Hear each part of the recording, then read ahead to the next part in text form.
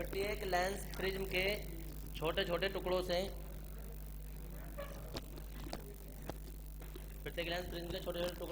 मिलकर बना होता है।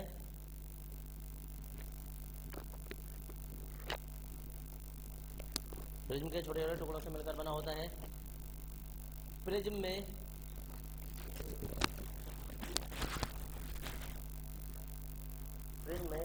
जब कोई प्रकाश किरण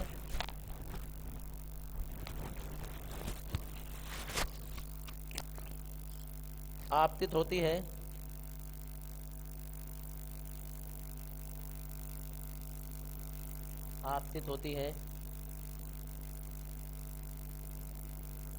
तो वह अपवर्तन के पश्चात प्रिज्म में जब कोई किरण आपतित होती है तो वह अपवर्तन के पश्चात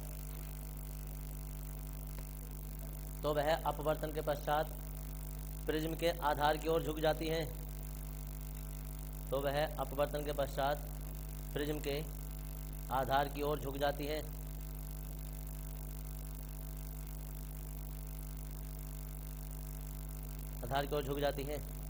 पृष्ठ लगा लेंगे। उत्तल लेंस में झुक जाती है। उत्तल लेंस में प्रिज्म के आधार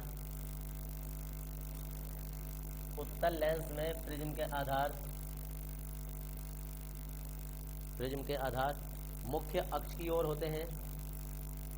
प्रिज्म के आधार मुख्य अक्ष की ओर होते हैं।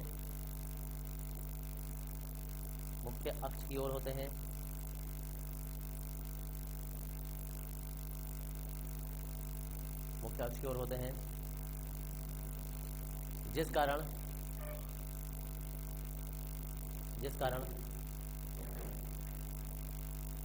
प्रकाश किरण उत्तल लेंस पर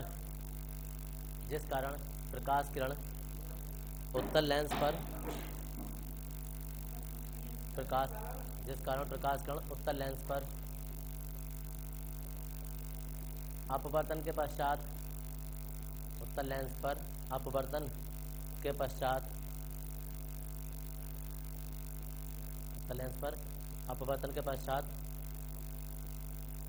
मुख्य अक्ष की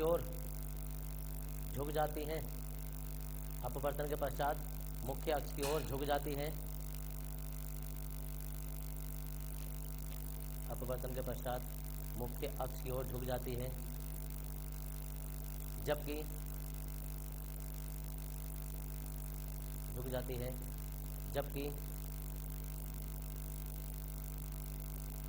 अपतल लेंस में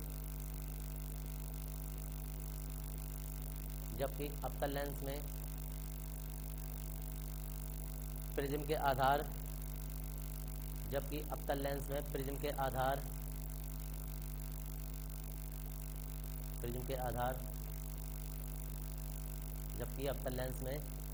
आधार मुख्य अक्ष से बाहर की ओर होते हैं। मुख्य अक्ष से बाहर की ओर होते हैं।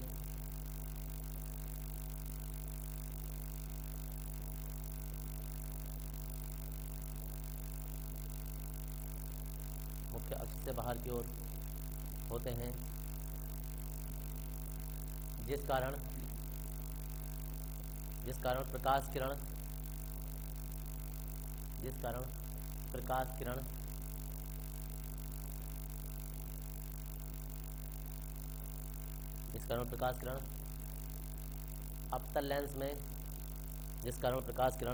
अपतल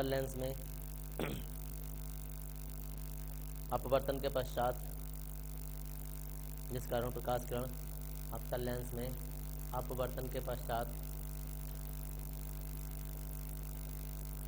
अपवर्तन के पश्चात मुख्य अक्ष से बाहर की ओर मुड़ जाती है।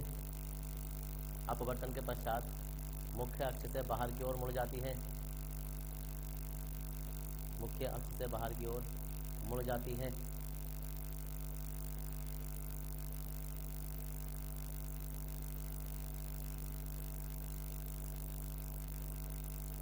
मुड़ जाती है। इस प्रकार एक लास्ट लाइन लिख देंगे। इस प्रकार उत्तल लेंस किरणों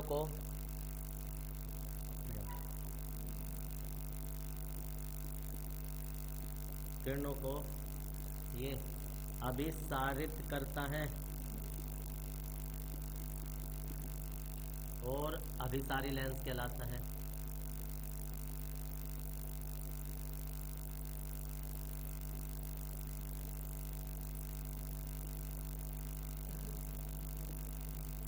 अभिसारी लेंस कहलाता है। जबकि अवतल लेंस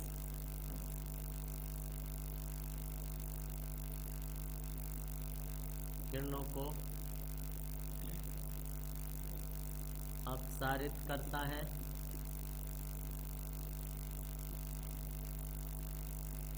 और अपसारी लेंस कहलाता है।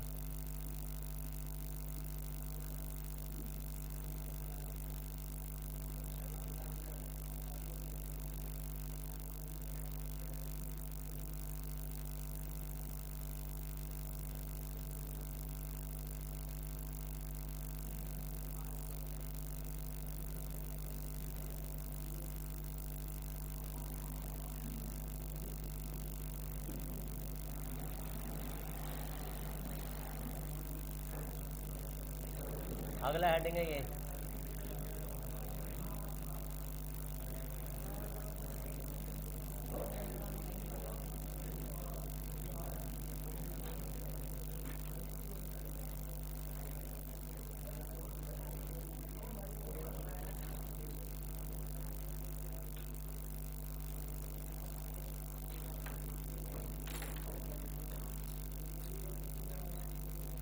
डालो उत्तल लेंस की फोकस दूरी, सॉरी लेंस की फोकस दूरी का व्यंजक और या सिद्ध करके ये, और फिर नीचे लिख देंगे उत्तल लेंस की फोकस दूरी, मतलब उत्तल के लिए अलग निकालेंगे, अवतल के लिए अलग निकालेंगे। तो अब इसके बाद है उत्तल लेंस की फोकस दूरी। एग्जाम में फिर देख लेना कि उत्तल लेंस आया है या अवतल लेंस आया है।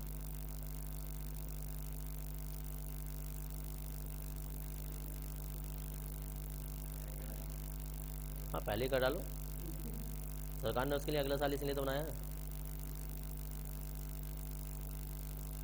कि जो पहले कर डालता है वो अगले साल जरा बाद में करेगा।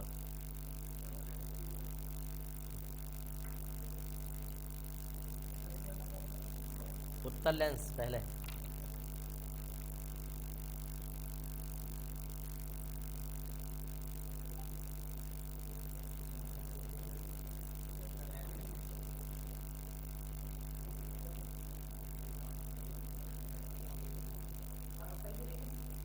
उत्तल के लिए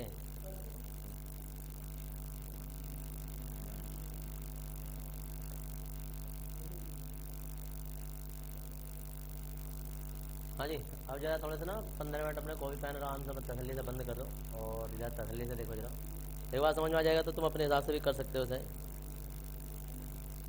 ज़्यादा कोई बड़ा भारी नहीं होता, लेकिन थोड़ा बड़ा जाता है, लेकिन भारी नहीं होता है, सिंपल सा आता है। चित्र देखो इसमें, पहले देखो जरा, ये है कोई उत्तल लेंस, इसके कहीं भी मुख्य अक्ष पर फोकस दूरी से इधर या इधर कहीं भी कोई वस्तु रखी है, ज़्यादातर फोकस दूरी से इधर ही रखेंगे। वस्तु है ए बी, इससे चलने वाली प्रकाश किरण मुख्य अक्ष के देखो इधर समांतर जाती है, समांतर जाती है। और क्या हाल होंगे इसके, अपवर्तन के पश्चात फोकस तो हो जाएगी, ठीक है जी। कोई बात नहीं, अभी तो फोकस हो जाएगी और इसका प्रतिबिंब जो है वो कहीं यहाँ बन जाएगा, तो वो हम प्रतिबिंब बना रहे हैं पहले।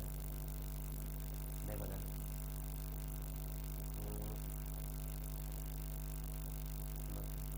कहाँ हो जाएगी,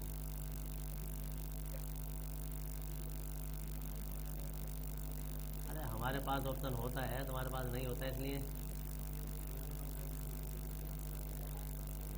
आप देखो इधर एक तो ये हो गया। उसके बाद एक किरण जाएगी यहाँ से प्रकाश के केंद्र से, और जब वो जाएगी तो वो सीधे निकल जाएगी। तो जहाँ ये काटेंगे आपस में वहाँ ये प्रतिबिंब बन जाता है, और प्रतिबिंब बनेगा ए डैश बी डैश।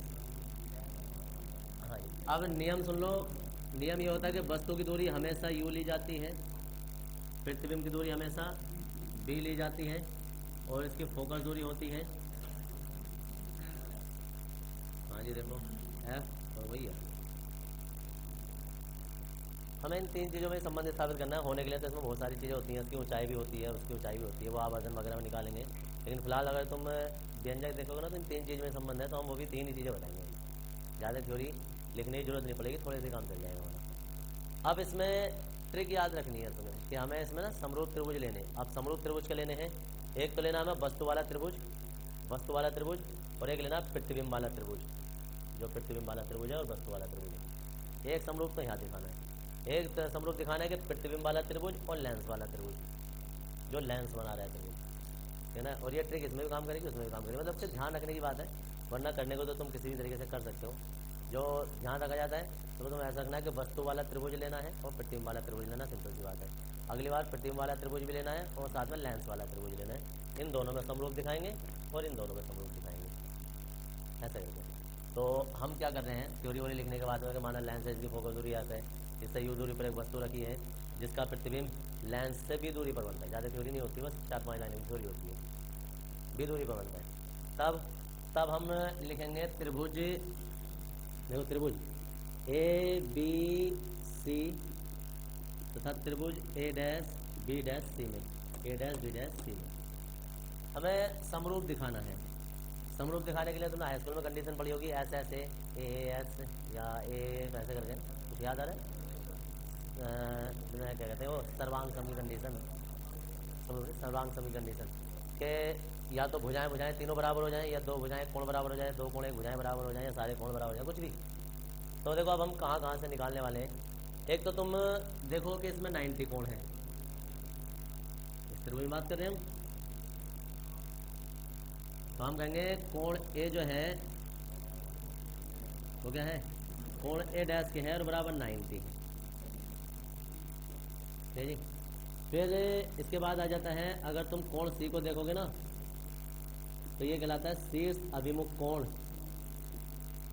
और लोगों को नाम इतना भयंकर लगा है। शीर्ष अभिमुख कोण क्या होते हैं, ये वाले कोण, ये वाले कोण बराबर होंगे, ऐसे जो कोण ये होगा वही कोण इस वाले त्रिभुज के लिए भी काम करेगा। शीर्ष अभिमुख कोण बराबर ये हो गया। अब एक और नियम होता है कि किसी त्रिभुज के अगर जो दो कोण बराबर हो जाए ना तो तीसरा ऑटोमेटिक बराबर होता है, कोई पता होगा।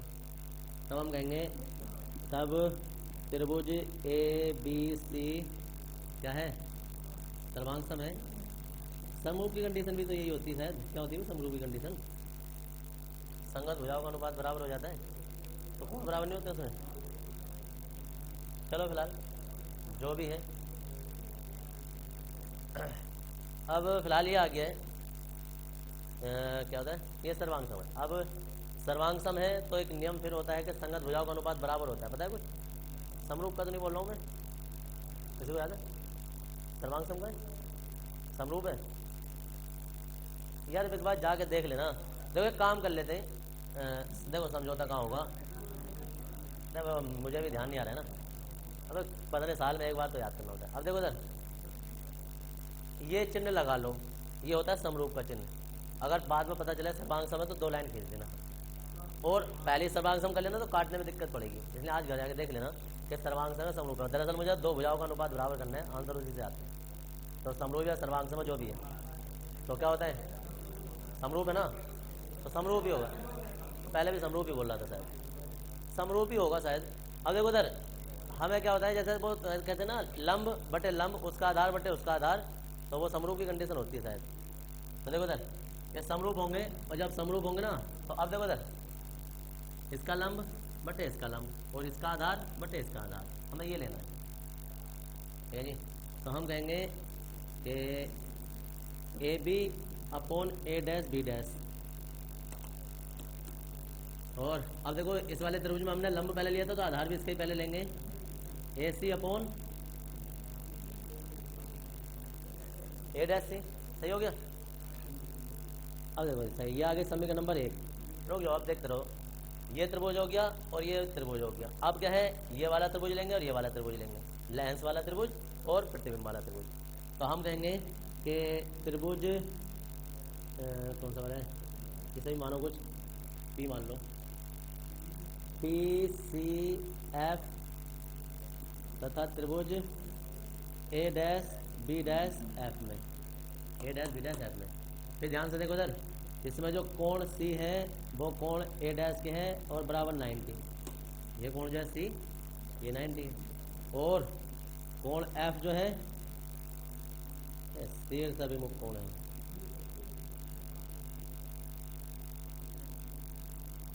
दो कोण बराबर हो गए तो हम कहेंगे त्रिभुज पी सी एफ समरूप हो जाएगा त्रिभुज ए डैश बी डैश एफ के। यह आ गया। देखो इतना आने के बाद में फिर हम इन दोनों में कंडीशन लगा देंगे कि इसका लंब बटे इसका लंब और इसका आधार बटे इसका आधार। तो क्या आ जाएगा, पहले आ जाएगा पी सी बटे ए डैश बी डैश बराबर सी एफ और बटे ए डैश एफ। यह आ गई समीकरण नंबर 2। यहाँ तक जिसकी समझ में नहीं आया वो बताओ, वरना अब हमें इनके सिर्फ मान लगाने हैं, तिरछी गुणा करनी है और आंसर आ जाएगा। सिर्फ यही खेल खेलना होता है। इतना सा कि दो समरूप दिखा लिए, जिसने ये दो बराबर बटे मान लगा लिए। यार इस त्रिभुज में लिया है कि इसका लंब बटे इसका लंब और इसका आधार यहाँ से यहाँ तक बटे उसका आधार, पहली समीकरण बन गई। दूसरे में ये वाला लंब बटे ये वाला लंब और ये आधार बटे ये आधार, ये दूसरी समीकरण बन गई। हो गया। अब देखो इधर फिर दरअसल ये जो तुम देखोगे ना पी सी, तो ये बराबर होता है ए बी के। तो हम कहेंगे क्योंकि पी सी जो है ना, पी सी वो बराबर है ए बी के, इसलिए समीकरण 2 से देखो इधर, समीकरण 2 से और समीकरण 2 से इस पी सी की जगह हम लगा देंगे A B upon A dash B dash बराबर सी एफ और बटे ए डैश एफ। अब फिर दोबारा से मान लगा देंगे समीकरण 1 से, समीकरण 1 से ए बी बटे, ये देखो ए बी बटे ए डैश बी डैश का मान हमें पता है, ये लगा देंगे क्या, ए सी अपॉन ए डैश सी बराबर C F upon A dash F. हो गया इतना। ये बन गई समीकरण नंबर 3। बस जी ये समीकरण 3 बन गई। अब इनमें मान लगाने, अब मान देख लो कहाँ कहाँ से निकालने हैं हमें। मान है ए सी है, ये ए सी का मान आ गया ये, ठीक है। फिर बात आती है इसकी ए डैश सी की। अब देखो उधर, हाँ भाई ए डैश सी ये वाला मान आ जाएगा। अब बात करते हैं इसकी सी एफ की, तो जी सी एफ आ गया ये वाला मान, ठीक है। फिर ए डैश एफ, अब ए डैश एफ है, ये वाला मान हमें नहीं पता है। जब नहीं पता है तो कोई दिक्कत नहीं, हमें यहाँ से टोटल मान पता है और ये वाला मान भी पता है, तो हम टोटल में से ये वाला मान घटा देंगे तो यही बचेगा, ठीक है। तो हम कहेंगे देखो इधर चिन्ह परिपाटी से, अब चिन्ह परिपाटी से जब हम लगाएंगे तो देखो ए सी का मान बराबर आ जाएगा यू, ए डैश सी का मान जो आ जाएगा वो आ जाएगा ये ए डैश सी का मान बी, यू का मान माइनस में आएगा, और सी एफ और जी ए डैश एफ से थोड़ा सा हम निपटते हैं। सबसे पहले तो लिखते हैं हम ए dash C minus C F, बाद वाली दूरी में से पहले वाली दूरी घटा देते हैं इन दोनों पॉइंटों को देख कर ही। ये जो लंबी दूरी है इसके मूल बिंदु से एक तरीके से प्रकाश के केंद्र से, तो वहाँ से और छोटी वाली दूरी घटा दो, तो ए सी में से सी एफ घटा दिया। अब ए सी कितना है, ए सी है बी और सी एफ कितना है एफ, मान आ गया हमारे पास ए डैश एफ का। अब ये जो मान है हम समीकरण नंबर 3 में रखने पर, जब समीकरण 3 में हम लगाएंगे तो माइनस का यू और ये बी बराबर एफ, तिरछी गुणा कर देंगे हम, तो माइनस के यू और ये बी और ये एफ आ गया बराबर के एफ बी, तिरछी गुणा हो गई एफ बी। अब इसके अंदर गुणा करेंगे तो माइनस के यू बी और प्लस के यू एफ बराबर के एफ बी। जब ये इतना मान आ जाता है, तो लास्ट में हमें एक काम जरूर करना होता है, इसमें भी करेंगे उत्तर लाइन और उत्तर लाइन दोनों में, कि यू बी एफ से सब में भाग कर देंगे सारे पक्षों में, क्योंकि मान हमें बटे में लाना है। तो हम यहाँ लिखेंगे कि u, b ये f से भाग करने पर, जब भाग करेंगे तो माइनस के यू बी और यू बी एफ आ जाएगा, प्लस यू एफ और यू बी एफ आ जाएगा, बराबर एफ बी और यू बी एफ आ जाएगा। देखो यू बी से यू बी कैंसिल हो जाएगा, एफ से एफ और यू से यू कैंसिल हो जाएगा, तो इधर क्या बचेगा, इधर से बचेगा 1/f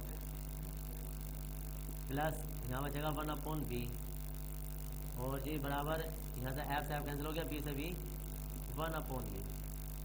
अब हम क्या करेंगे, इसे इधर ले आओ, इसे इधर ले आओ, क्योंकि आपको हमें प्लस करना है। तो b और ये जो ना ये 1/u हो जाएगा 1/f, इसे सीधा हाथ में लिख देंगे 1/f बराबर 1/b minus 1/u small F है। तो ये हमें सिद्ध करना होता है, इतना हिंदी लिख देंगे इसके पहले।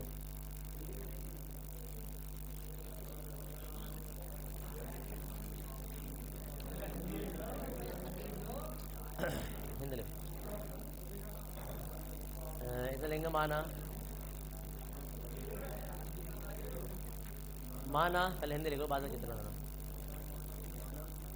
माना एक लेंस, माना एक उत्तल लेंस, माना एक उत्तल लेंस जिसकी फोकस दूरी, माना एक उत्तल लेंस जिसकी फोकस दूरी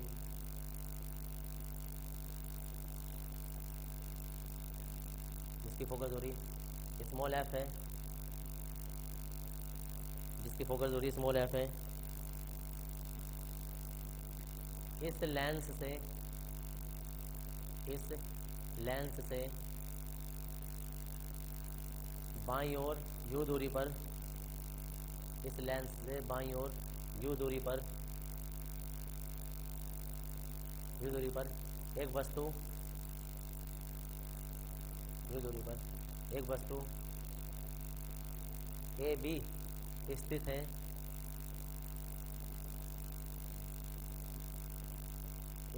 है, जिसका वास्तविक तथा उल्टा प्रतिबिंब,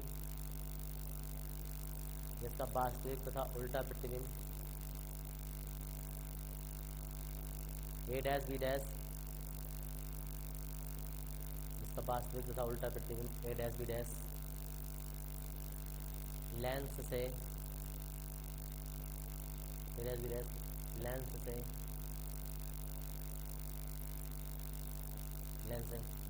बी दूरी पर बनता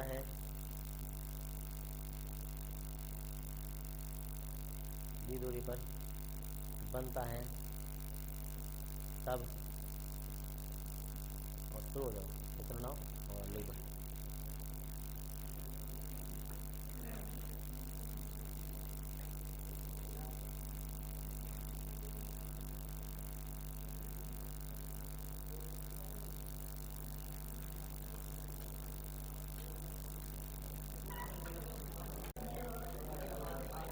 देखो इधर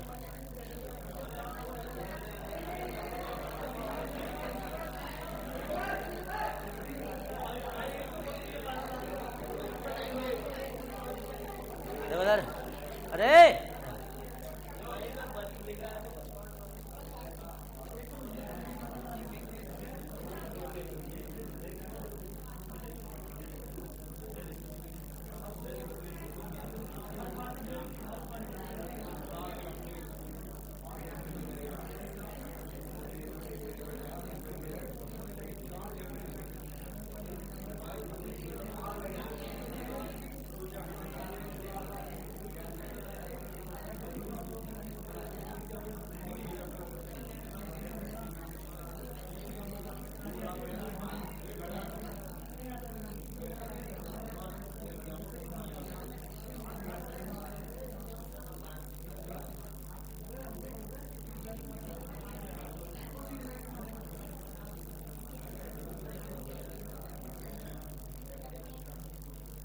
लो जी, ये है कोई वस्तु ए बी, जिससे चलने वाली प्रकाश में मुख्य अक्ष समांतर जाती है और वो ऐसे प्रतीत होती है जैसे वो फोकस से जा रही है, और एक प्रकाश किरण सीधी जाएगी वक्ररेखा से, जहाँ एक आपस में प्रतिच्छेद करेंगी, यहाँ वस्तु का प्रतिबिंब बन जाएगा ए डैश बी डैश।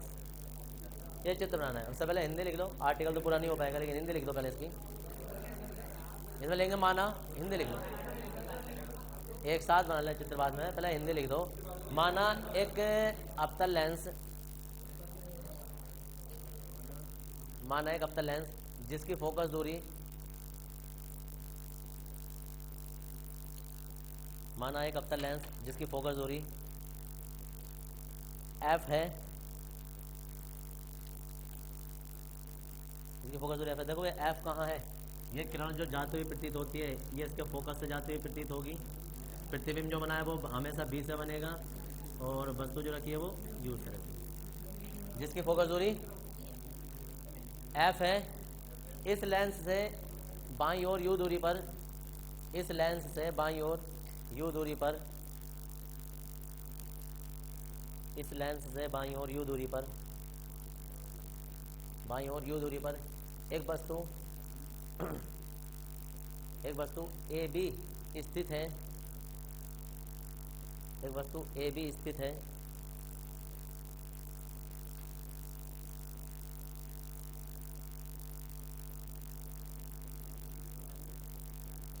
AB स्थित है, जिसका जिसका आभासी तथा सीधा प्रतिबिंब A डैश B डैश, जिसका आभासी तथा सीधा प्रतिबिंब A dash B dash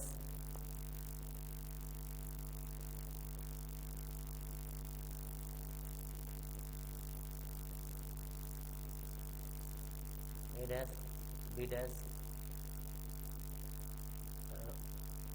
lens से B दूरी पर, लेंस से B दूरी पर वस्तु A dash B dash lens से B दूरी पर, B दूरी पर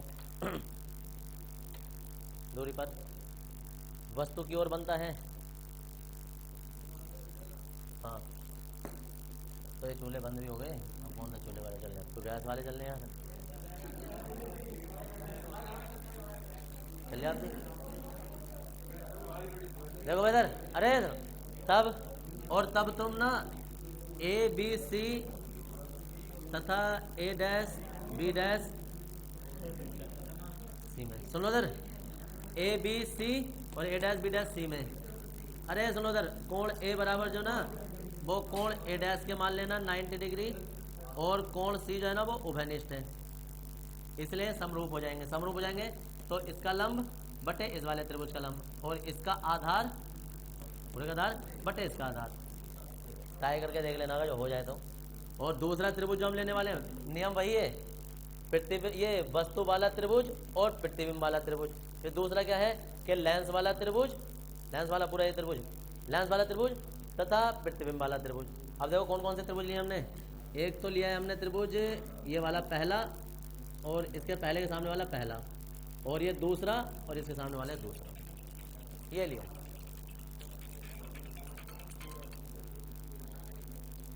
हाँ तो इसमें ले लेंगे, बाकी दरअसल मैंने मिटा दिया, वरना उससे भी काम चल सकता था हमारा। अभी इस वाले आर्टिकल से सेम है सब कुछ, इसमें जैसा कुछ मैं करना है। हाँ जी, तो मैं तो करूँगा, फिलहाल सब चित्र बना लो।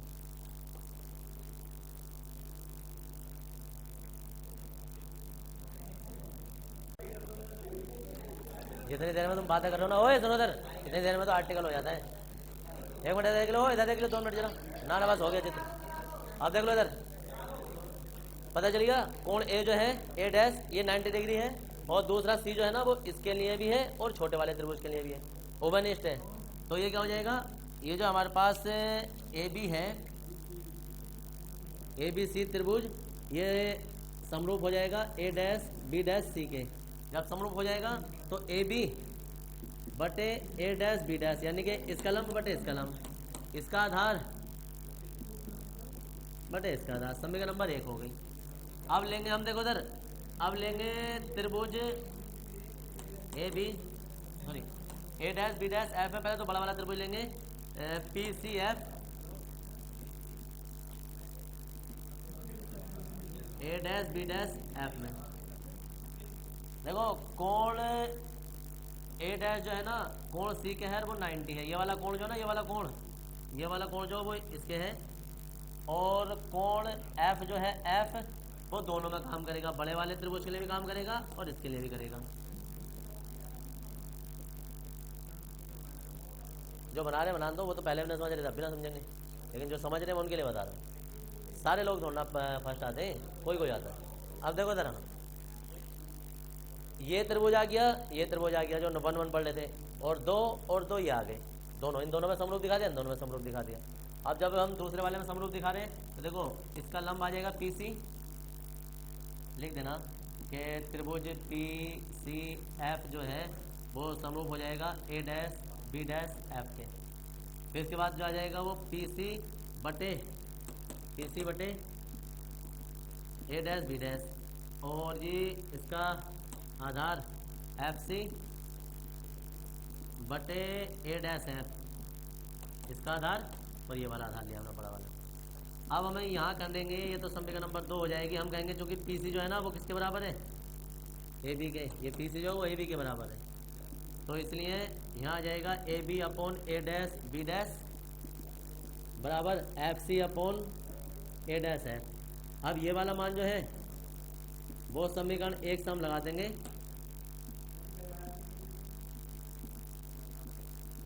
F C upon A dash F. अब लिख देंगे हम चिन्ह परिपाटी से, ए सी का मान कितना भाई, अरे बता दो कोई, ए सी बराबर माइनस के यू, सारे मान माइनस में लगेंगे, ए डैश सी बराबर माइनस के बी, एफ सी बराबर माइनस का ये एफ आ जाएगा, और ए डैश एफ जो है ना, ये जो कौन सा ए डैश एफ आया है, तो यहाँ से एफ सी में से, क्योंकि वाली दूरी हमें पता है, एफ सी में से ये वाली दूरी घटा देंगे, ज़्यादा वाली दूरी में से घटाते हैं, एफ सी में से ए डैश सी घटा देंगे, तो देखो सर ये वाली दूरी भी माइनस में ली जाएगी, माइनस का एफ और माइनस का बी। अगर तुम ध्यान से देखोगे तो माइनस का एफ और प्लस का बी हो जाएगा ए डैश है। समीकरण नंबर 3 में लगा दो, समीकरण 3 से, और कर दो तिरछे गुणा, यू बी एफ से भाग कर देना, आंसर आ जाएगा। हाँ जी 3 नंबर में आता है ये। तुम लोग खाम का बातें करते रहते हैं।